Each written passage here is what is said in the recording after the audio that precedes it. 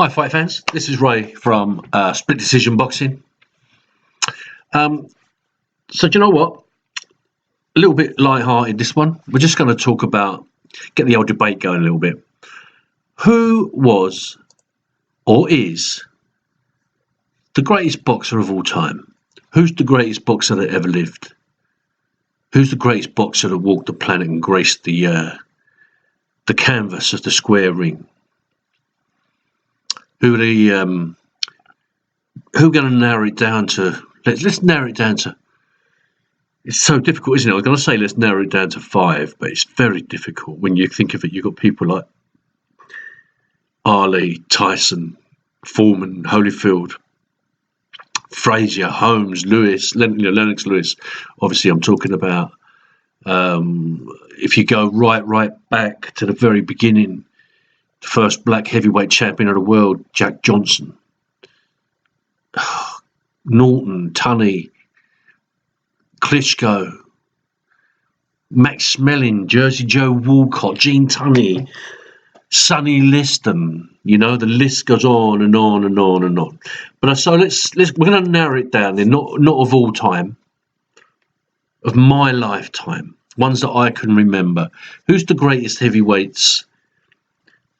So I got interested in boxing around about 1970. Late 60s, early 70s, when I was about 7 in 1970.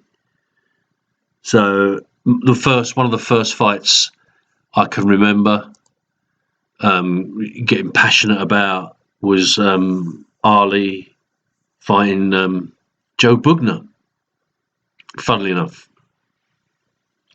And I can remember my dad come home from work. I think he was on night work or something, or on a late shift, maybe 2 to 10, something like that. And I remember him coming home, and my dad let me stay up. And there was something wrong with the TV. I don't know what was wrong with it. He'd repaired it and got it going, but it was sitting on the in our small, we didn't have a big house. We had a small house, and you had your sofa or settee, as we used to call it then, and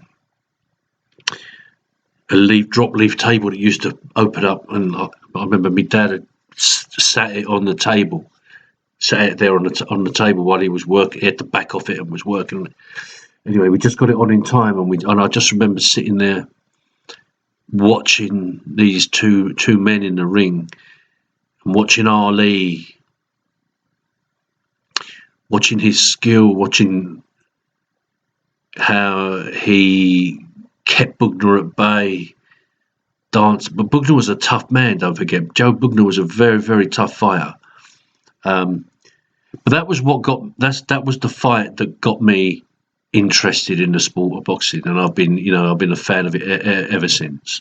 So some of the heavyweights that I've seen, either live or on the TV, watched their fights and followed their careers. Obviously, Ali, it goes without saying, one of the greatest fighters to walk the planet. He didn't just he wasn't a banger, he wasn't a bruiser. He was a master of the art. He could dance, he could bob, he could weave, he could slip. He had a fast jab which he would double up and treble up, and sometimes annoyingly pour. You would stick that in your face and pour away at their face, which was which wasn't great to watch, to be honest. But it was effective. But he had what he had more than anything else was he had a boxing brain. He knew what to do. He knew how to work out his opponent and do the right thing. I mean, we all remember the Rumble in the Jungle and the Thriller in Manila and all of those. And we remember the rope-a-dope with Foreman. You know, he completely ignored his corner's advice, and he sat against the ropes, soaking up. Looked like he was soaking up a lot of punches, but if you analyse that fight, he absorbed a lot of the punches, you know, on the arms, top of the arms, which, don't get me wrong, that must have been painful enough, but he managed to protect himself. And he waited and he bided his time until he saw that Foreman was ready. And then the knockout, the stoppage was clinical. One of those iconic moments in world sport, I think. That fight, an amazing career, an amazing charismatic man, a very sad ending to his career, I thought, when he fought his last couple of fights, and everybody knew it was over. Everybody knew the time had come for him to bow out gracefully, and I wish he'd bowed out 2 or 3, 4, 5 fights before. To be honest, and I remember that the fight against Larry Holmes, which I don't know you can't remember what year it was, but I must have been around about 16, 17 at the time, and I remember going around some mate's house. We all piled in. There was probably about 7 or 8 of us around my friend's house, and we all sat and watched the fight, and we all sat there like that, shaking our head. And I remember thinking, here's a man who is the greatest. Float like a butterfly, sting like a bee.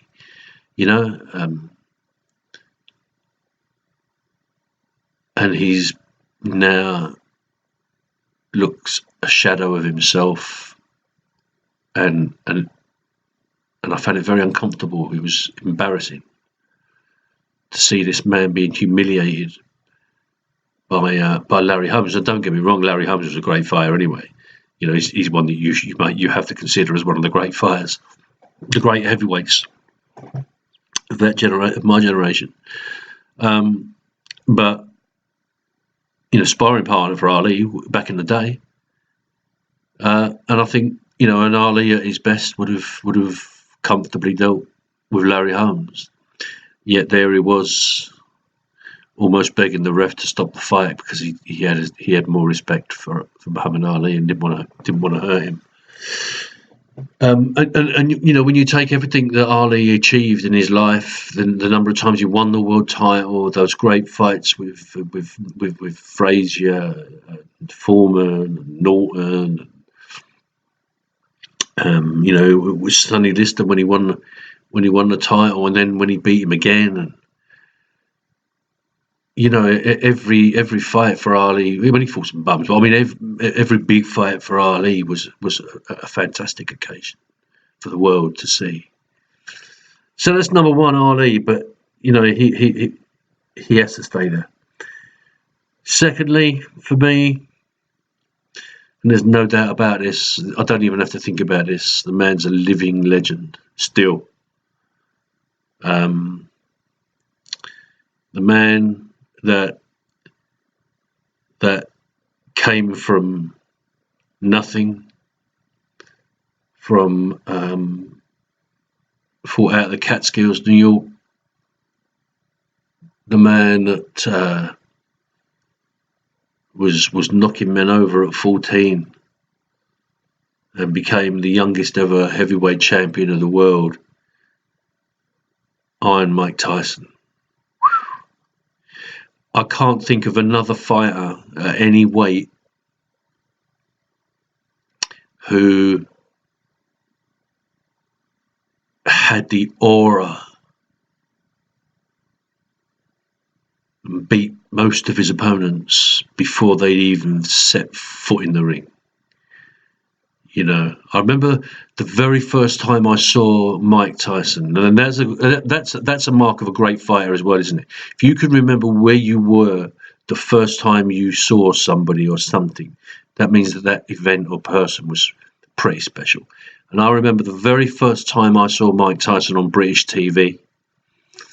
I was working in a factory, and I was trying to save money to get married to my first wife, and it was a weekend. It was a Saturday. And back in the UK then, we used to have a TV, 2 Saturday afternoon sports programs on the TV. One was called Grandstand, and the other was called The World of Sport. They were both very similar. So they would take you through the whole afternoon of sport, and they'd have in between different segments, they would have a horse racing. So if one race was at 2:00, they'd have a 2:00 horse race. And then when that finishes, they might have a segment on wrestling. They might have a little bit of wrestling on, and then they'd come back for the 2:30 race. Or if there was football on, you get the halftime scores and all that kind of stuff. And they did a segment. I don't know whether it was a Grandstand or World of Sport, but they did a boxing segment, and I remember the guy saying, "We've got something to show you now. We've got an incredible young heavyweight coming up through the ranks in America." And he wasn't Iron Mike Tyson then, by the way. For those of you that know your sport, you'll know this. In fact, I'm going to give you a little quiz. What was Mike Tyson before he changed his name to Iron Mike Tyson? What was his ring name? I'll give you a few seconds to think about it, and then I'll tell you.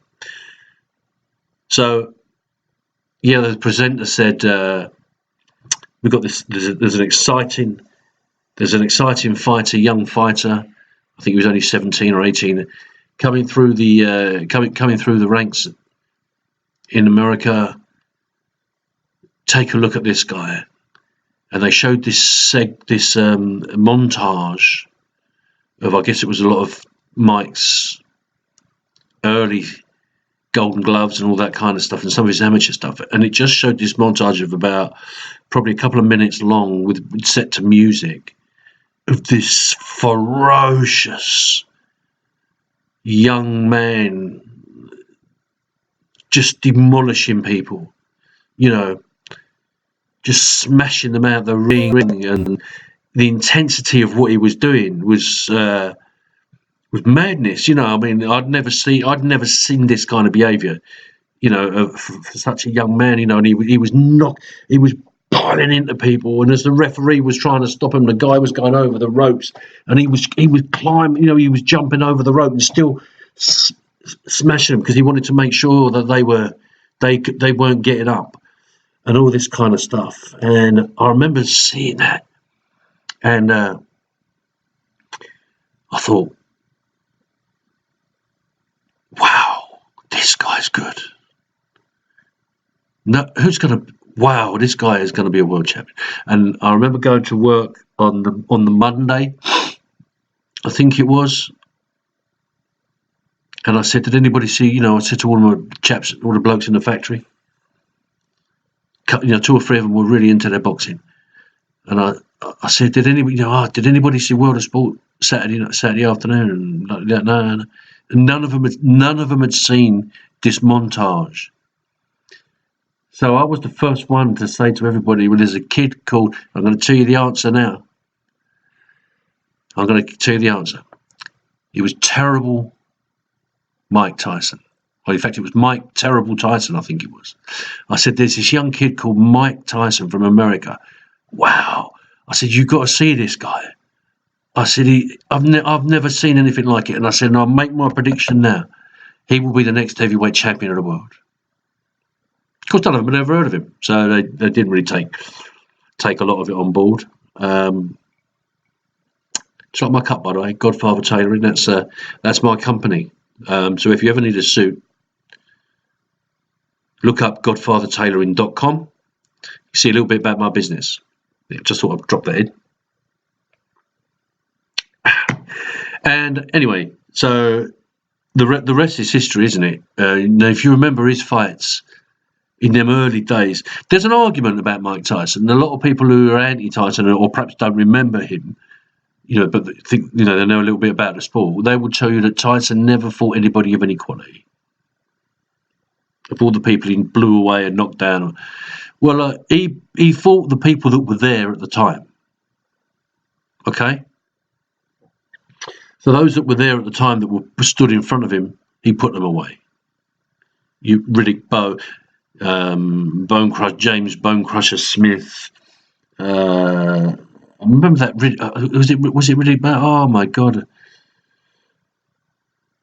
The falling around the ring and everything else with the punch.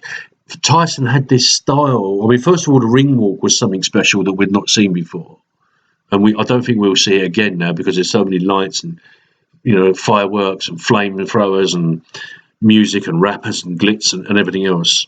Tyson used to walk from the changing room to the ring. He'd have his little crowd around him. They'd all look deadly serious. He would have his black trunks and his black boots and black ankle boots, and like a resin canvasy throw on him vest thing, just looked all ragged and horrible. And he would walk into the ring and he would give it all that with his neck, climb through the ropes, and he would throw this thing off, and then he would pace around the ring.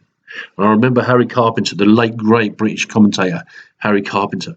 I remember him commentating on one of his fights, and he said, "Just look at him. He's like a caged animal, and he's here. There's nothing about him. He's just let's go to work. He wants to get this job done and get back out there." And that was his attitude, and he just looked so intimidating. And one of the one that sums this up perfectly was Spinks. He fought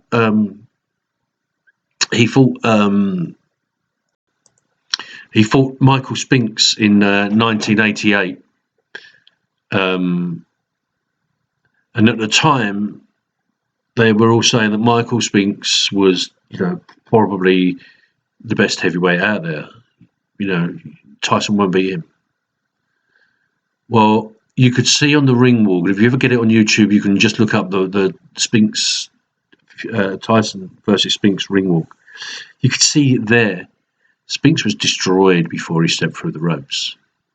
The fear in his eyes and his face as he stepped through those ropes. When the referee rung that bell, what was scheduled to be Tyson's toughest test, I think he lasted 90 seconds. Around about that, 92 seconds, I think, something like that. It was ferocious. It was unbelievable.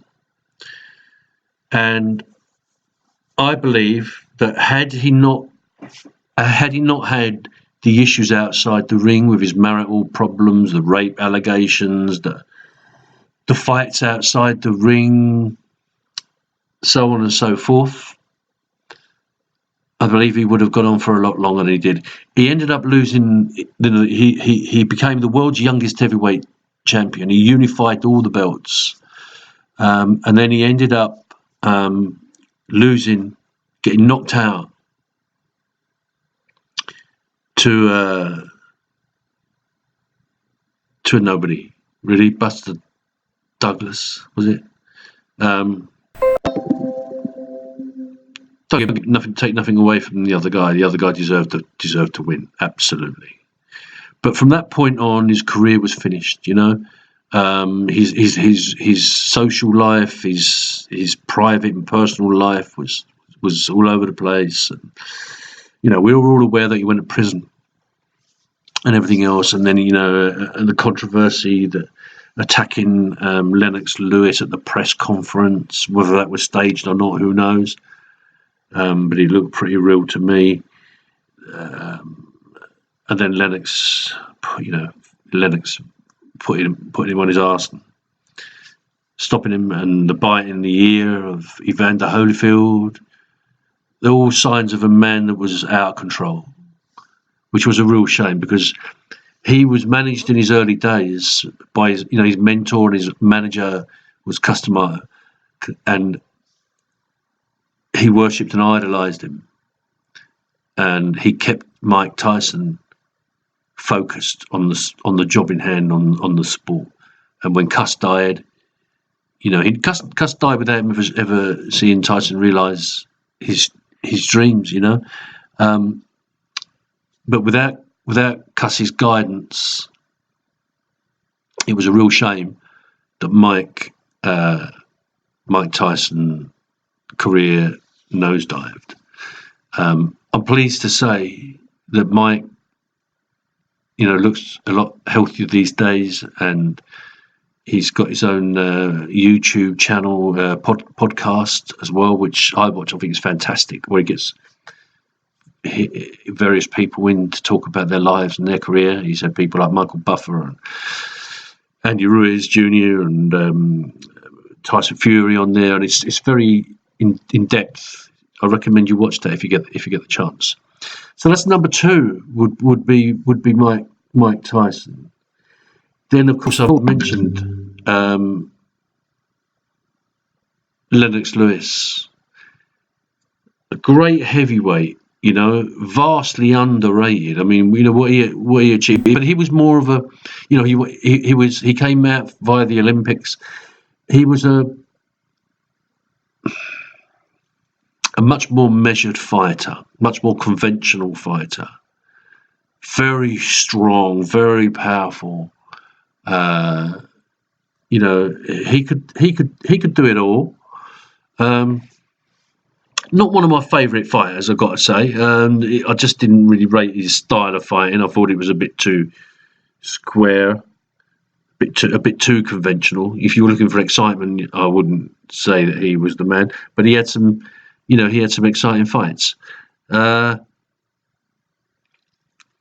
Famously, he beat Mike Tyson. So that would be it. So, but for me, those two, Mike Tyson and Muhammad Ali, would probably be the 2 greatest heavyweights of my time. Obviously, most recently, we've had Anthony Joshua, AJ, who held all the belts except for one, which Deontay Wilder held and still holds as we speak. And then along come Andy Ruiz Jr. and a bit like James Buster Douglas, unexpectedly and against all the odds, totally outfought and beat and stopped the heavyweight champion of the world, Anthony Joshua, and is now currently the owner of all those belts. So it's an amazing sport. Don't let me forget as well the Klitschko brothers. You can't talk about great heavyweights without talking about the Klitschko brothers. Look how long they held they held all versions between them of the heavyweight title, until the end. Obviously it was a British guy that came along and beat one of them. Our own King of the Gypsies, Tyson Fury, potentially another all-time great, but he's got a long way to go to get there yet. So that's it, folks. My two would be definitely number 1 Muhammad Ali, number 2 Mike Tyson. I hope you like this. Please give it a thumbs up. Please subscribe to my channel, Split Decision Boxing. Please like, please share, and remember, if you need a suit, come to Godfather Tailoring. Look me up on godfathertailoring.com. Thank you.